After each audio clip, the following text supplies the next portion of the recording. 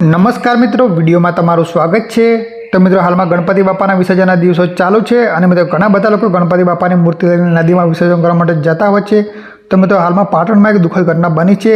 હા મિત્રો, પાટણ શહેરમાં વેરા ચકલા વિસ્તારમાં રહેતા મિત્રો પ્રજાપતિ સમાજના સભ્ય મિત્રો ગણપતિ બાપાની મૂર્તિ લઈને સરસ્વતી નદીમાં વિસર્જન કરવા માટે ગયા હતા। ત્યારે મિત્રો તેમાંથી એક છોકરો ડૂબવા લાગ્યો હતો। તેને મિત્રો એક છોકરાને બચાવવા જતા એકાએક કરીને મિત્રો 6 સભ્યો તેમાં કૂદ્યા હતા। તેમાંથી મિત્રો 3 લોકોને મિત્રો બધા લોકોએ બહાર મળીને કાઢ્યા હતા, પણ મિત્રો તેમાંથી 4 લોકો ડૂબી ગયા હતા અને તેમનું મોત થયું છે। તો મિત્રો, હું પણ ઘણીવાર મિત્રો લોકોને કહું છું કે મિત્રો ઓછા પાણીમાં વિસર્જન કરો, કારણ કે મિત્રો નદીમાં ઘણું બધું પાણી હોય તો આપણને ખબર ના હોય કે કેટલું ઊંડું પાણી છે અને તેમાં ડૂબી જતા હોય છે। આવી ઘટનાઓ બનતી હોય છે।